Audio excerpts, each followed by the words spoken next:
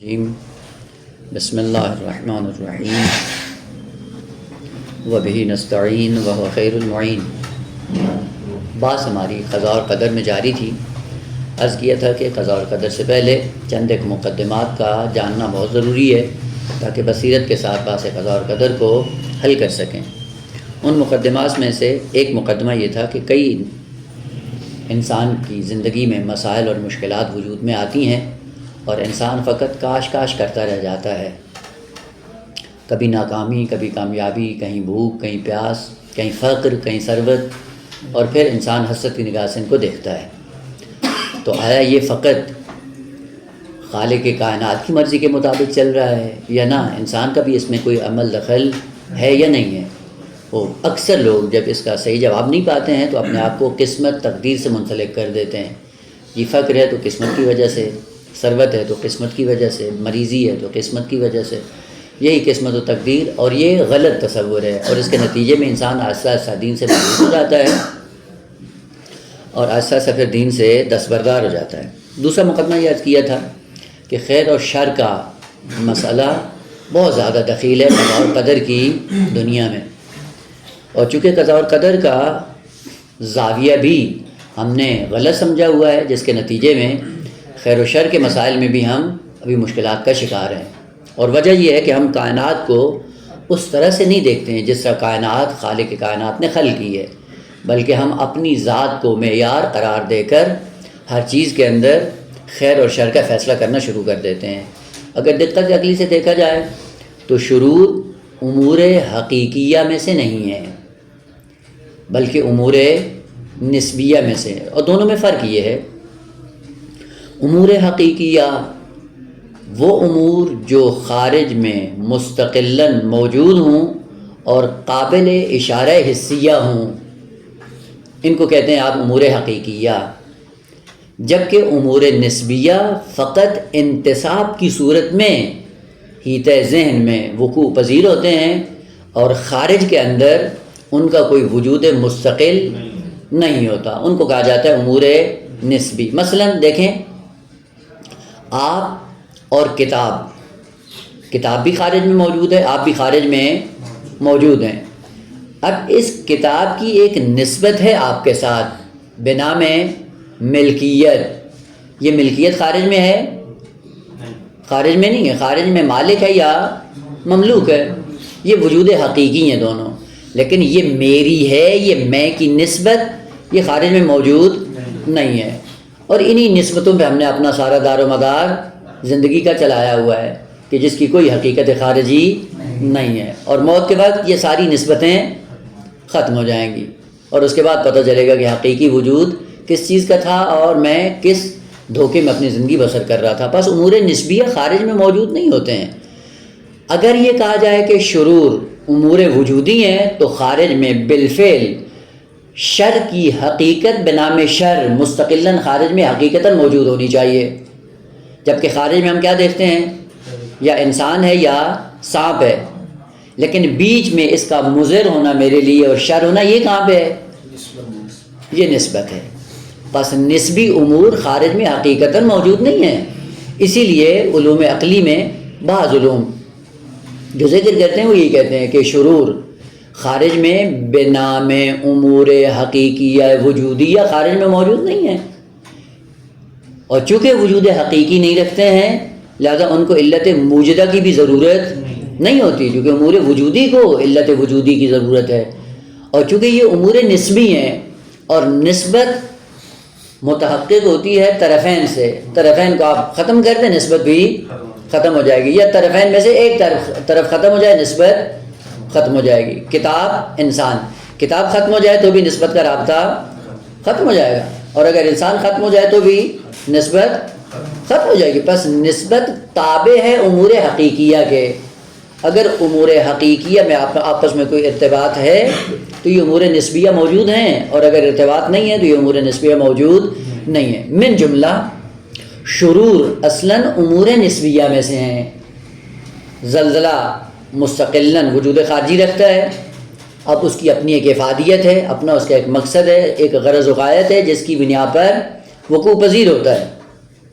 انسان خارج میں وجود حقیقی رکھتا ہے، لیکن بیچ میں یہ میرے لیے برا ہے، اس برائی کا تصور یہ امر نسبی ہے، حقیقتاً خارج میں نہیں ہے۔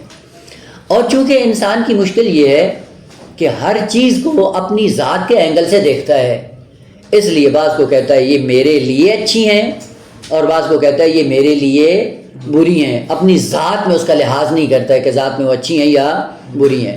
بس قضاء اور قدر میں امور خیر اور امور شر کو اس دیدگاہ سے ملاحظہ کرنا ضروری ہے کہ اشیاء اپنی ذات آیا حقیقتاً بنام شر موجود ہیں یا نہ خارج میں حقیقتاً بنام شر موجود نہیں ہیں۔ باقی اس علیحدہ کے جتنے امور بھی ہیں، اب ہر چیز کو اگر مثالوں کے ذریعے بیان کرنا چاہیں، مثلا فرض کریں چینی جو حقیقتاً خارج میں موجود ہے، یہ اچھی ہے یا بری؟ اپنی ذات میں، وہ اپنی ذات میں اچھی ہے، خیر ہے، لیکن مقایسہ کریں، ایک صحت مند آدمی ہے اس کے لیے کیا ہے؟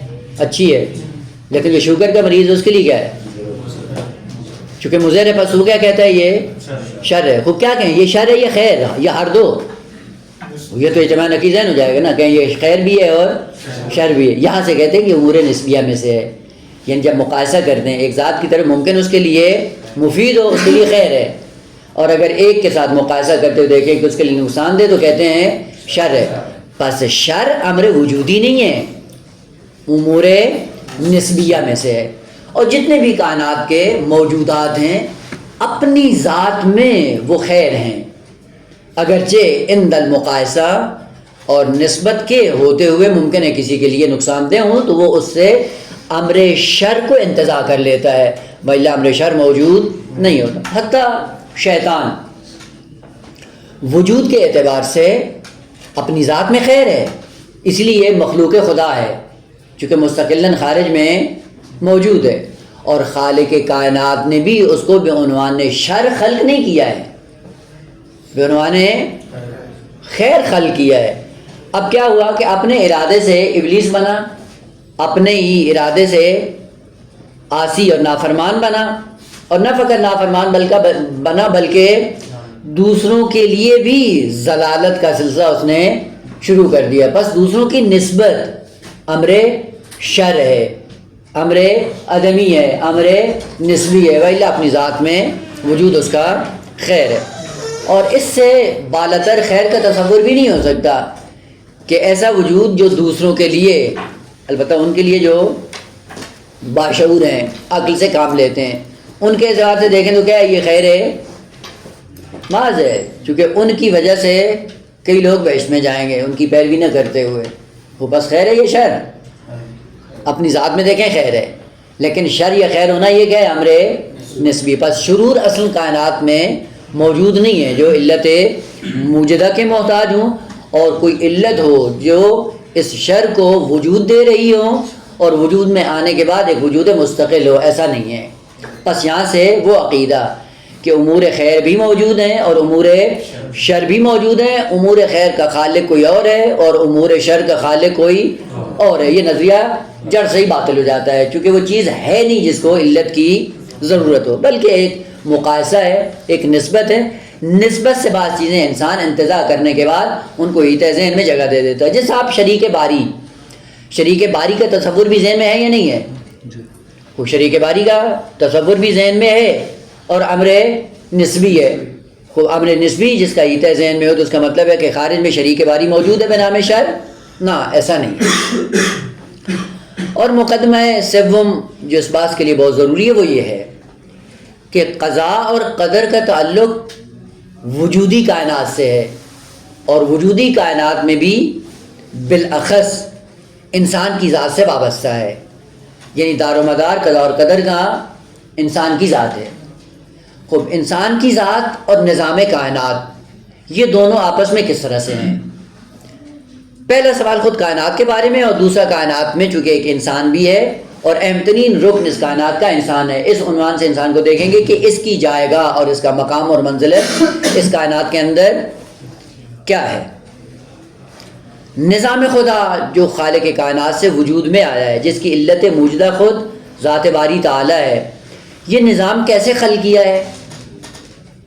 اس کو خالق کائنات نے کہا کہ یہ نظام احسن ہے. نظام احسن جس کو خالق کائنات نے قرآن میں یوں تعبیر کی الذی احسن کل شیء خلقہ. نظام کائنات نظام احسن ہے.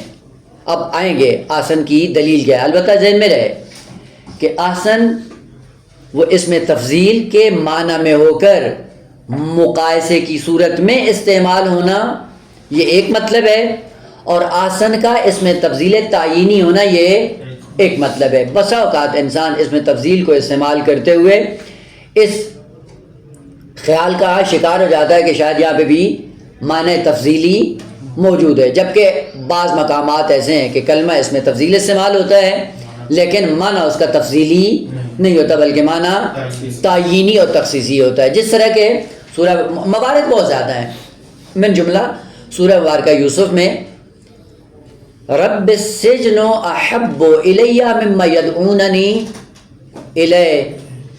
سجن زندان یہ کیا ہے؟ احب الی. احب اس میں تفضیل ہے، محبوب تر ہے کس کی نسبت؟ مما یدعوننی الیہ. یدعون جمع مؤنث کا صیغہ غائب کا، یعنی خواتین جس کی طرف مجھے دعوت دے رہی ہیں فحشاء اور منکر، زنا اور رذالت کی طرف، کہ اس کی نسبت زندان کیا ہے؟ بہتر ہے. یعنی وہ بھی بہتر ہے اور یہ بہترین ہے. یعنی وہ بھی حسن ہے اور یہ احسن ہے، یا وہ بھی محبوب ہے اور یہ محبوب تر ہے؟ نہ، قطعاً ایسا نہیں ہے. بس یہاں پہ لفظ احب اس میں تفضیل ہے جس کا معنی تعیینی ہے، یعنی معیناً جیل پسند ہے مجھے اس کی نسبت، اور وہ قطعاً مجھے پسند نہیں ہے. نہ یہ کہ وہ بھی محبوب ہے اور یہ محبوب تر ہے. بس اس میں تفضیل کبھی استعمال ہوتا ہے تعیین کے لیے. نظام احسن، اب یہاں پہ بھی احسن بے معنی تعیین بے معنی تفضیل نہیں ہے. کیا مطلب؟ یعنی کوئی دو نظام نہیں ہے کہ ایک حسن ہو اور دوسرا احسن ہو، بلکہ ایک ہی نظام ہے اور اس نظام کی خصوصیت یہ ہے کہ حسین ہے، اور وہاں پہ اس میں تفضیل تعیین کے معنی میں. پس نظام احسن جب کہتے ہیں یہ جھانسا ذہن میں نہ آئے کہ یہ بہترین ہے بہتر کے مقابلے میں، تو اس کا مطلب ہے قطعاً دو نظام ہونے چاہیے کہ ایک کے اندر حسن پایا جاتا ہو اور ایک کے اندر احسن کا عنوان پایا جاتا ہو، جبکہ ایسا نہیں ہے. نظام واحد ہے جس کو خالق کائنات نے خلق کیا ہے، اور وہ نظام احسن یعنی صرف اور صرف معیناً یہی نظام جس کو خالق کائنات نے خلق کیا ہے یہ بہترین نظام ہے، نہ یہ کہ اس کے مقابلے میں کوئی اور نظام ہے. ایک بات. دوسری بات کہ اگر آپ قرآن میں مراجعہ کریں تو پتہ چلے گا کہ لفظ احسن معنی کے اعتبار سے کسی اور حقیقت کی طرف ناظر ہے. یہیں سے پتہ چلتا ہے کہ ایک ہے حسن اور ایک ہے احسن. حسن الگ چیز ہے، احسن الگ چیز ہے. تھوڑا سا اس کو واضح کرنے کے بعد آتے ہیں پھر نظام کو بیان کرتے ہیں کہ یہ نظام کیسا ہے اور کیسے احسن ہے. حسن کا معنی عموماً کیا جاتا ہے خوبصورتی، جبکہ حسن کا معنی خوبصورتی نہیں ہے. خوبصورتی حسن کا لازمہ ہے، یعنی خوبصورتی اور زیبائی اور حسن آپس میں لازم و ملزوم ہے. حسن پھر کیا ہے؟ حسن عربی میں کہتے ہیں توازن کو. توازن چیزوں کا برابر ہونا، موزون ہونا، یعنی جس جگہ پہ کوئی چیز ہے اسی جگہ پہ ہو، اس کو کہتے ہیں توازن. اور توازن جیسے ہی اوپر نیچے ہوتا ہے حسن ختم ہو جاتا ہے. یعنی بیلنس اور ان بیلنس، بیلنس جب ہوتا ہے چیز خوبصورت نظر آتی ہے، اور جب بیلنس اوپر نیچے ہوتا ہے توازن ختم ہوتا ہے، وہیں سے زیبائی ختم ہو جاتی. دیکھیں خالق کائنات میں جملہ اس انسان کو خلق کیا، اور خلق کرنے کے بعد خاص اعضاء سے مل کر انسان کے وجود کو تخلیق کیا خالق کائنات نے، اور اس میں ہاتھ بھی ہیں، پاؤں بھی ہیں، آنکھیں بھی ہیں، ناک بھی ہے، کان بھی ہے. ایک خاص ترتیب ہے، خاص توازن ہے. اور اس توازن کے بل بوتے پہ جیسے آپ ایک کسی انسان کے جسم پہ نگاہ ڈالتے ہیں تو آپ کو اچھا لگتا ہے، خوبصورت لگتا ہے. یہ خوبصورتی کس وجہ سے ہے؟ یہ توازن کی وجہ سے، چونکہ ہر چیز اپنی اپنی جگہ پہ باقی ہے، لہذا خوبصورتی وجود میں آ جاتی ہے. خوبصورتی لازمہ ہے توازن کا، اور حسن توازن کو کہتے ہیں. اسی لیے جب آپ کسی گھر میں جاتے ہیں چیزیں جب بکھری پڑی ہوتی ہیں تو آپ کو احساس تنفر ہوتا ہے، یہ کیا مطلب ہے، جبکہ چیزیں ہی ہیں نا. اس کا مطلب ہے کہ جب بکھری پڑی ہوں تو چیزیں اپنی جگہ پہ نہیں ہیں. چونکہ اپنی جگہ پہ نہیں ہیں اس لیے عدم توازن کی وجہ سے ہمیں اچھا نہیں لگتا ہے. اور جب ہر چیز اپنی جگہ پہ ہوتی ہے تو کیا لگتا ہے، اچھا لگتا ہے، خوبصورت لگتا ہے. بس خوبصورتی توازن کا نتیجہ ہے. اور انسان کے مثلا جسم میں بھی آپ جا کر دیکھیں، اگر بعض اعضاء اوپر نیچے ہو جاتے ہیں تو کیا لگتا ہے، انسان بھونڈا لگتا ہے. کیوں؟ چونکہ توازن نہیں ہے. بس حسن کہتے ہیں توازن کو. زیبائی کیا ہے؟ کا توازن کا لازمہ ہے. اور یہاں پہ حسن کا جو لازمہ معنی کیا جاتا ہے خوبصورتی یا زیبائی، یہ لازم المعنی ہے، حقیقی معنی نہیں ہے. جیسے آپ نے دلالت التزامی میں پڑھا تھا کہ دلالت التزامی میں دلالت مطابقی کچھ اور ہوتی ہے اور دلالت التزامی اس کا لازمہ ہوتا ہے. زید کثیر الرماد، خوب اس کا معنی مطابقی کچھ اور ہے، لیکن آپ کیا سمجھتے ہیں سخاوت کو. خوب یہ سخاوت کیا ہے؟ یہ لازم المعنی ہے. احسن تم. اسی طرح زیبائی، جمال اور خوبصورتی یہ حسن کا لازمہ ہے. یعنی جب کوئی چیز متوازن ہوگی حسن وجود میں آ جائے گا. اور عجیب بات یہ ہے کہ خالق کائنات نے جب انسان کو خلق کیا اور ساتھ میں نظام شریعت بھیجا، اور نظام شریعت کے بعد پر عمل کرنے کے لیے خالق کائنات نے یہ نہیں کہا کہ میں نے شریعت اس لیے بھیجی ہے تاکہ تم حسن عمل کی دنیا میں اپنے آپ کو گامزن کرو. اصل حسن عمل مطلوب نہیں ہے انسان سے. کیا مطلوب ہے؟ احسن عمل مطلوب انسانی ہے، نہ حسن عمل. اب وہ خصوصیات ہے، ابھی اس میں زیادہ نہیں جائیں، آپ خود بھی جا کر مطالعہ کر سکتے ہیں. خوب احسن عمل پھر کیا ہے؟ لِيَبْلُوَكُمْ أَيُّكُمْ أَحْسَنُ عَمَلًا، نہ حسن عملا یا حسن عمل کے لیے، نہ اصلا نہیں ہے. اور اس کے پیچھے ایک خاص حکمت ہے اور خاص فلسفہ ہے کہ حسن عمل کے لیے انسان خلق نہیں ہوا ہے. یعنی فقط توازن برقرار نہیں کرنا نماز کے ذریعے. توازن کیا ہو؟ یعنی نماز بھی ہو، روزہ بھی ہو، زکوٰۃ بھی ہو، حج بھی ہو، یعنی پورے فروع دین ہماری زندگی میں ہوں. اگر یہ سارے ہیں تو یہ کیا ہے؟ توازن ہے، حسن عمل ہے. لیکن آپ اس کے لیے خلق نہیں ہوئے. آپ کس کے لیے خلق ہوئے ہیں؟ احسن عمل کے لیے. اب احسن کیا ہے؟ احسن اب یہاں پہ وہی تعین کا معنی دیتا ہے، نہ تفضیل کا معنی. احسن سے مراد کیا ہے کہ ایک مرتبہ یہ توازن ہے، اور ایک دفعہ یہ کہ اس توازن سے ہٹ کر اس کا ایک ہدف ہے جس کے لیے خالق کائنات نے ان کو واجب قرار دیا ہے. نماز واجب قرار دی ایک خاص ہدف کے تحت، روزہ واجب قرار دیا ایک خاص ہدف اور مقصد کے تحت، حج واجب قرار دیا خاص ہدف کے تحت. اگر یہ عمل اس ہدف تک مجھے لے کے جا رہا ہے، اس ہدف کے مطابق ہے، تو یہ احسن عمل ہے. بس احسن عمل کا مطلب کیا ہے؟ یعنی عمل کا واقع کے مطابق ہونا، عمل کا ہدف و مقصد کے مطابق ہونا. اگر اس کے مطابق ہے تو احسن عمل، اور اگر اس کے مطابق نہیں ہے تو یہ حسن عمل ہے، احسن عمل نہیں ہے. مثلا میں نمازیں پڑھ رہا ہوں، توازن بھی ہے، روزے بھی رکھ رہا ہوں، توازن ہے، اور لوگ دیکھ کر مجھے کیا کہتے ہیں؟ بڑا اچھا انسان ہے. اب واقعاً حقیقتاً خارج میں واقعاً اچھا انسان ہوں یا نہیں ہوں؟ اگر واقع میں بھی اچھا ہوں تو یہ احسن عمل ہے، اور اگر واقع میں اچھا نہیں ہوں تو پھر کیا ہے؟ میں حسن عمل کی دنیا میں ہوں لیکن احسن عمل کی دنیا میں. اسی لیے فوراً خالق کائنات نے فرمایا کہ یہی نماز جو آپ کی زندگی میں توازن کو برقرار کرتی ہے اور آپ مسلسل نمازوں میں مصروف ہوتے ہیں، لوگ آپ کو حسن عمل کی دنیا میں اچھا سمجھتے ہیں، لیکن یہی نماز ممکن ہے ریاکاری کی ہو. خود ریاکاری کی نماز مجھے کمال تک نہیں لے کے جائے گی، جبکہ نماز آپ کو اور مجھے کمال تک لے جانے کے لیے جعل ہوئی ہے. اگر اس کمال تک مجھے لے کے جا رہی ہے تو یہ کیا ہے؟ احسن عمل. اور اگر وہاں تک نہیں لے کے جا رہی ہے تو یہ کیا ہے؟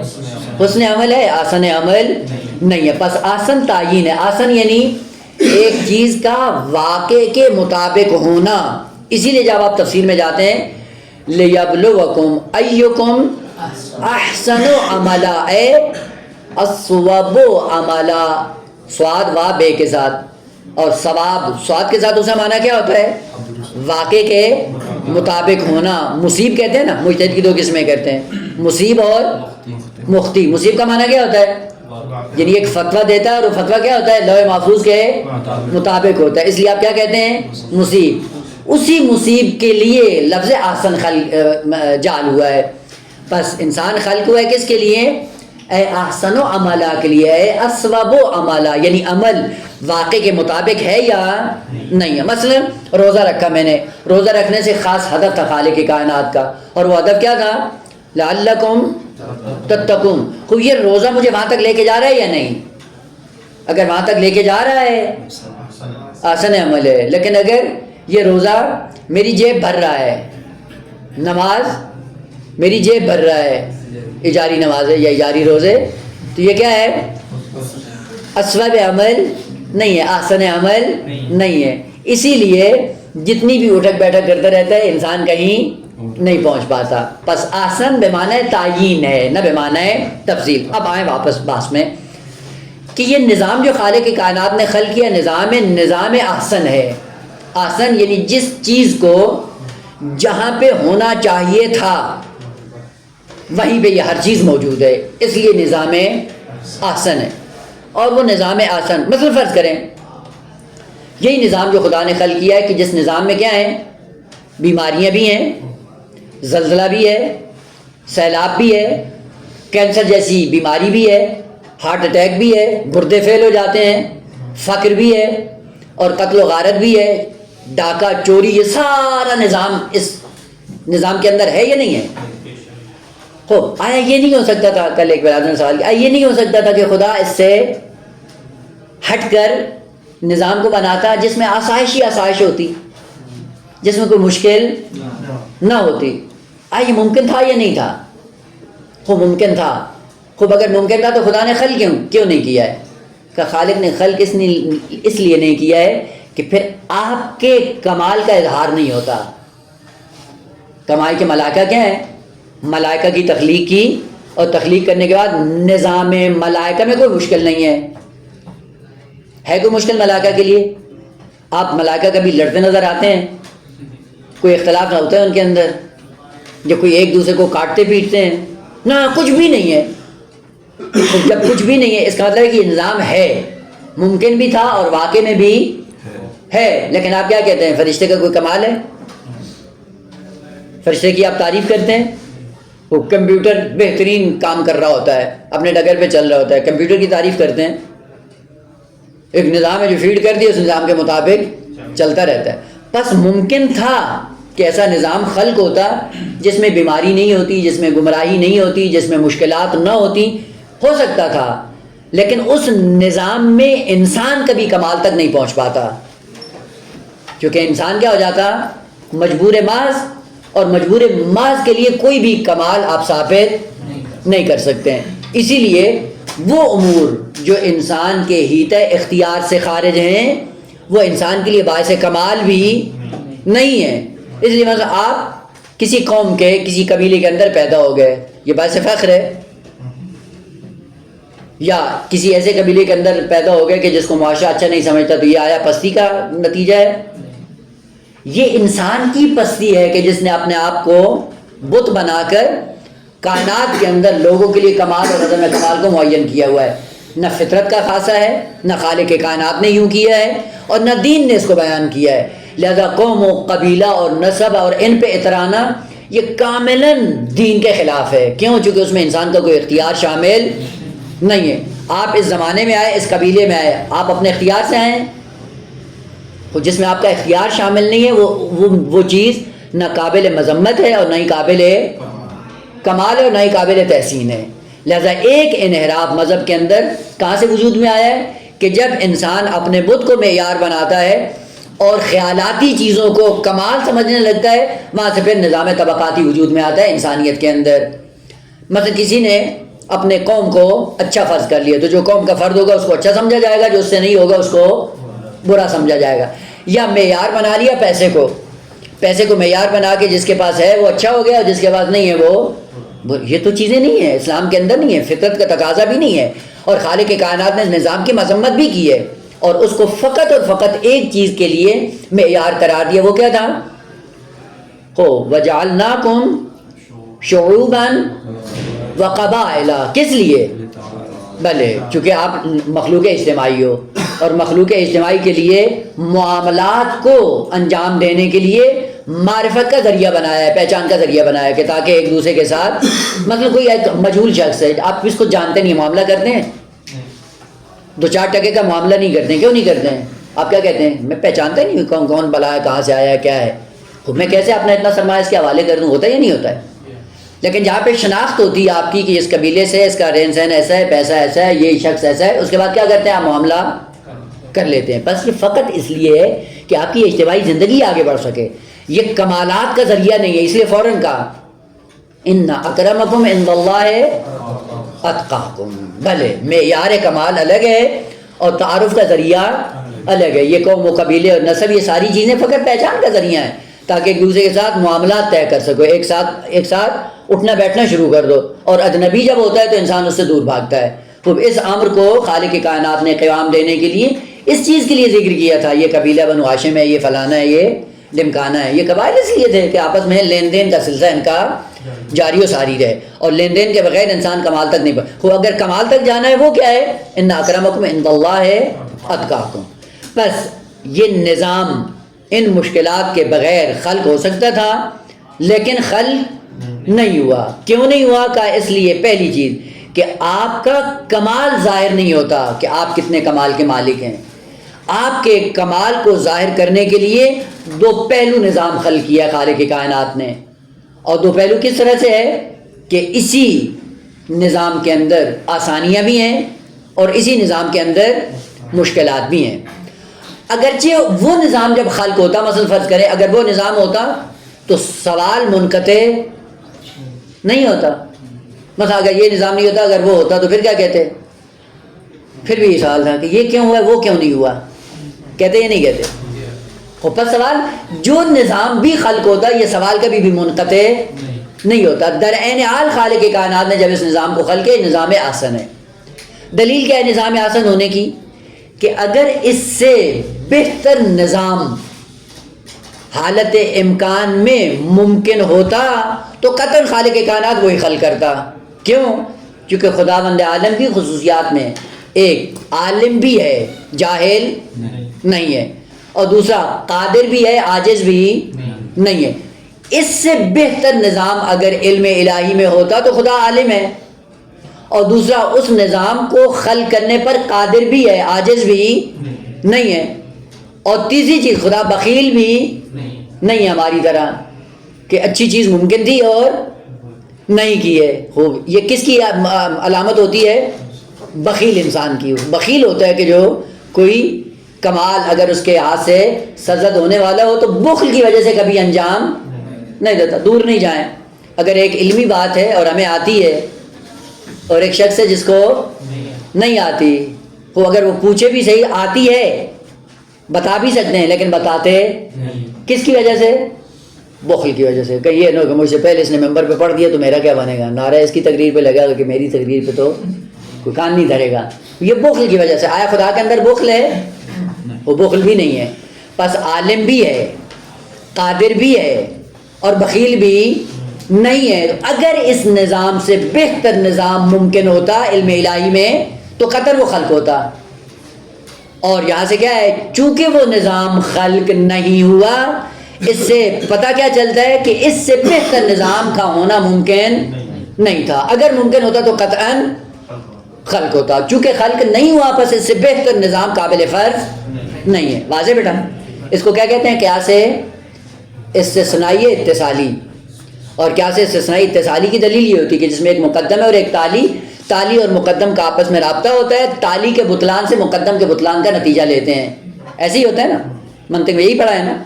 مثال کیا ہے؟ امام امیر المومنین علیہ الصلوۃ والسلام کی ذات امام مجتبیٰ سلام اللہ علیہ سے ارشاد فرماتے ہیں کہ یا بنیا، اے بیٹے، ان کانا لربک شریکن لاتتک رسولہ وَلَرَأَيْتَ آثَارَ مُلْكِهِ، اگر آپ کے خدا کا کوئی شریک ہوتا اور پاور میں وہ خدا کے برابر ہوتا تو نتیجہ کیا ہوتا؟ اس کے رسول بھی آتے، اس کی طرف سے بھی انبیاء آتے، اس کی طرف سے بھی کتب آسمانی آتی، اور اس کے ملک اور اقتدار کو آپ دیکھتے، یعنی اس کے آثار کو آپ دیکھتے، کیونکہ یہ شمس و قمر و کوکب و زمین و سورج یہ کیا ہے؟ آثار ہے، فعل الہی ہیں، اور یہ اللہ کے آثار ہیں۔ تو اگر خدا کا شریک ہوتا جو خدا کے مقابلے میں ہوتا تو اس کا بھی یہ نظام ہوتا۔ اب کیا ہے؟ وَالتَّالِي بَاطِلٌ فَالْمُقَدَّمُ باطل مثلو، تالی کیا ہے؟ یعنی کوئی خدا سے ہٹ کر کسی اور کے رسول نہیں آئے، انبیاء نہیں آئے، اور اس کے آثار ملک بھی نظر نہیں آتے، تو اس کا نتیجہ کیا ہوگا؟ کہ وہ خود شریک ہی نہیں ہے۔ اسے کہتے ہیں کیا سے استثنائی ہے، اتصالی۔ اور یہاں پہ کہ اگر اس نظام احسن کے مقابلے میں کوئی بہترین نظام ہوتا تو علم الہی بھی اس سے آگاہ ہے، قدرت الہی بھی اس کو شامل ہوتی، اور بخل کا نہ ہونا دلیل ہے کہ قطعاً وہ وقوع پذیر ہوتا۔ چونکہ وقوع پذیر نہیں ہوا، نتیجہ کیا نکلے گا؟ کہ اصلاً اس سے بہتر ممکن نہیں تھا۔ بس یہی نظام جو خالق کائنات نے اس عالم دنیا میں خلق کیا ہے وہ بہترین نظام ہے۔ اب یہ بہترین ہونے کی علامت کیا ہے؟ بہترین نظام ہونے کی علامت یہ ہے کہ اس نظام کو خدا نے کس عالم میں خلق کیا ہے۔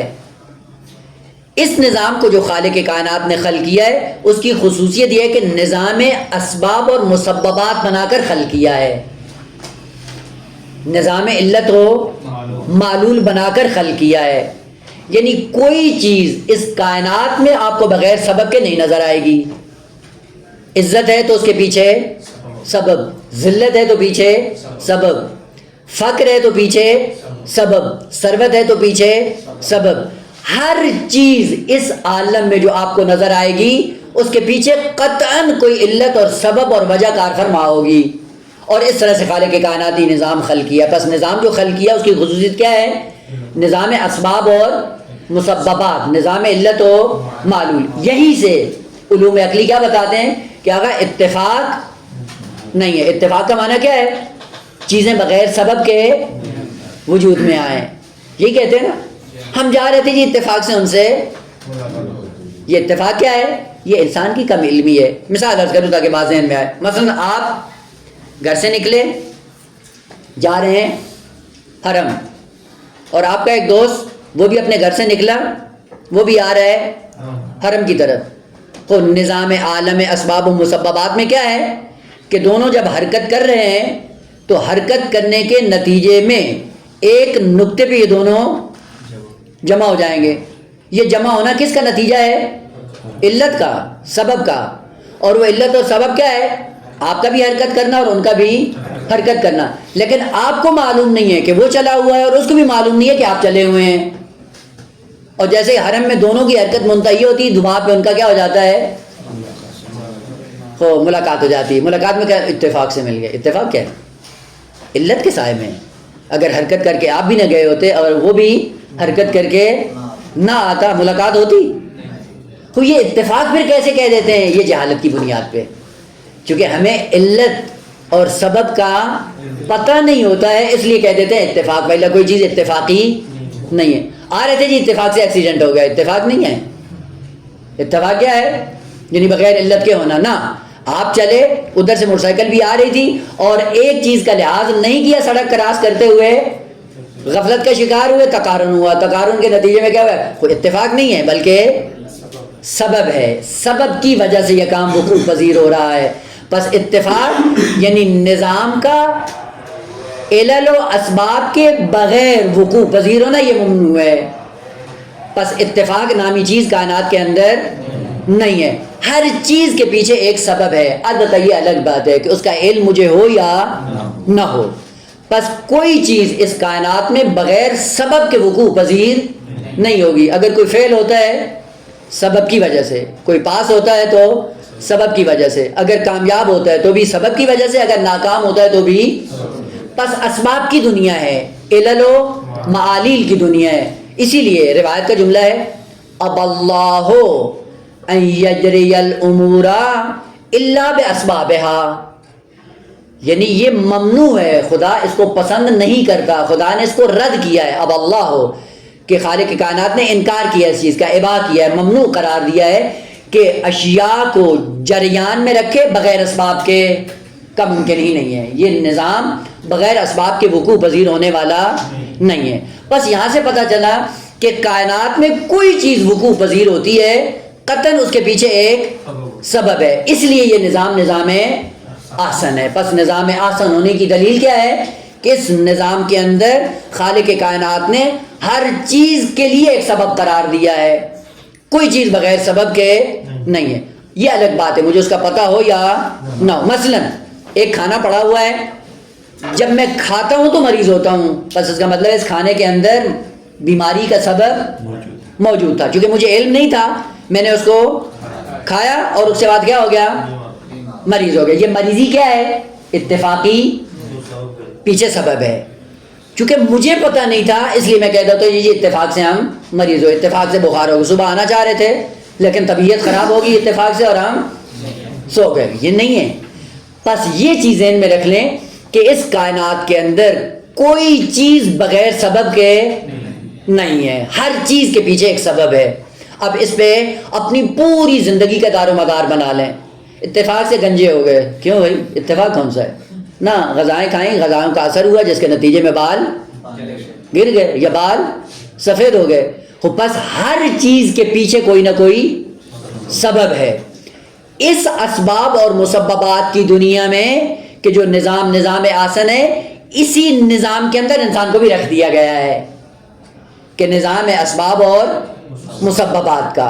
اس نظام اسباب و مسببات میں آپ کو زندگی گزارنا ہے. جب اس نظام کے اندر آپ زندگی گزارو گے تو کیسے گزارو گے؟ مجبور محض بن کر یا خدا کے مقابلے میں آ کر، یا نہ ایک تیسری وادی ہے.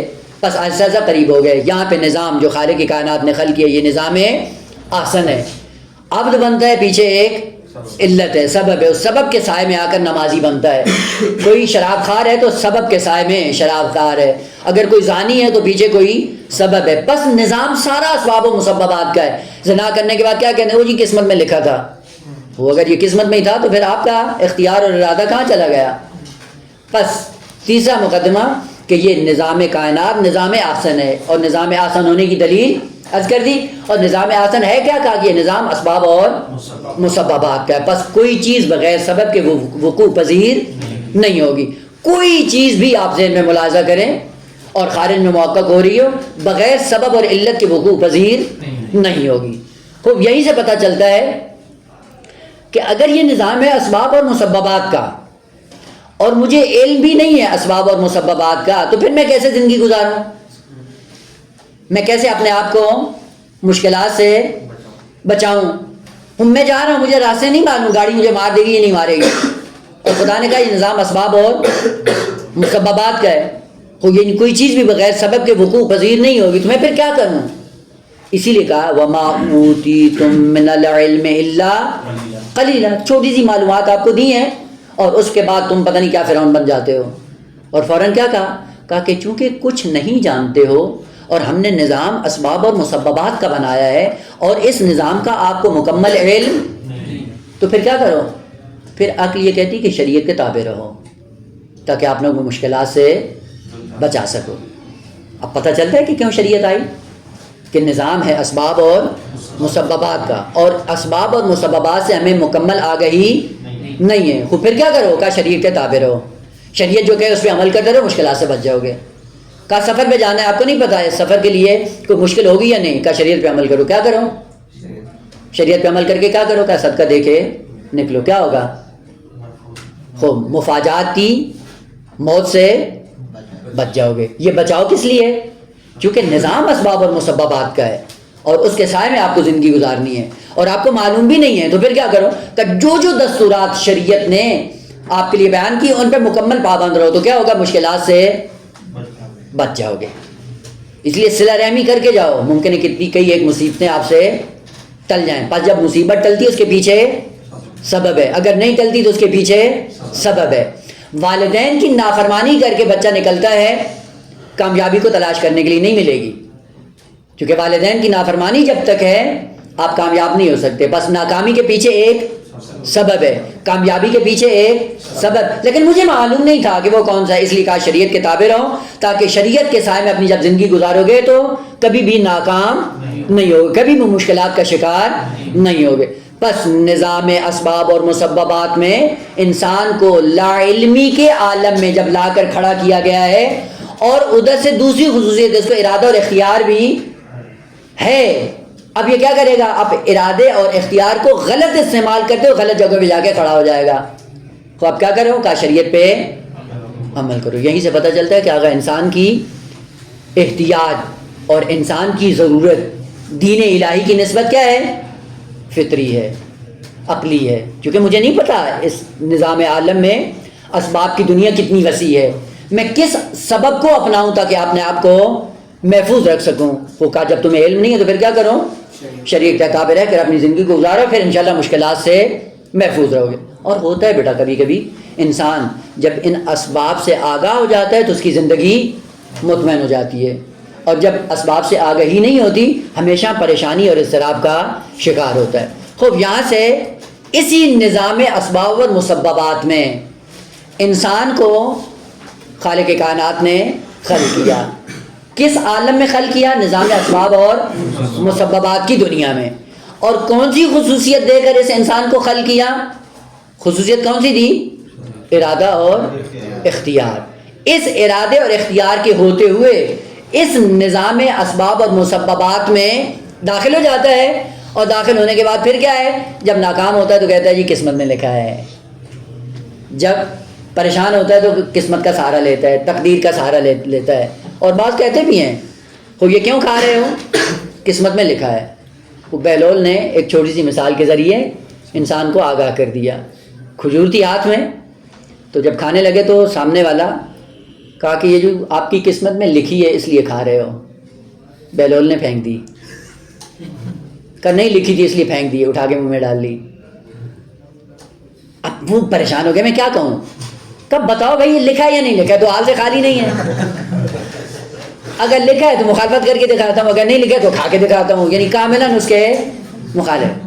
بس یہاں سے پتہ چلتا ہے کہ آگا یہ کائنات اسباب اور مسببات کی ہے، اور اس کائنات کے اندر انسان کو خالق کائنات نے ارادہ اور اختیار دے کر رکھا ہے. یہاں سے پھر یہ ہوگا کہ اس کا ارتباط پھر اس کائنات کے ساتھ کیسا ہے کہ اس کے بعد انشاءاللہ قضاء اور قدر کی بات اور زیادہ واضح ہو جائے گی، اور جیسے ہی پہنچیں گے تو انشاءاللہ دو اور دو چار کی طرح مطلب واضح ہو جائے گا. اب یہاں پہ اسی نظام کے اندر انسان کی کیا حیثیت ہے، کون سی خصوصیات لے کر اس نظام کے اندر آیا ہے تاکہ قضاء اور قدر بھی باقی رہے، بہشت و جہنم بھی باقی رہے، اور جبر و تفویض بھی انسان کی زندگی میں نہ آنے پائے، اور مسیر بھی انسان کا بہترین مشخص ہو، اور اس بہترین مسیر پر عمل کرتے ہوئے صاحب کمال بھی بن جائے، اور قابل ستائش بھی ہو جائے یا قابل مذمت بھی ہو.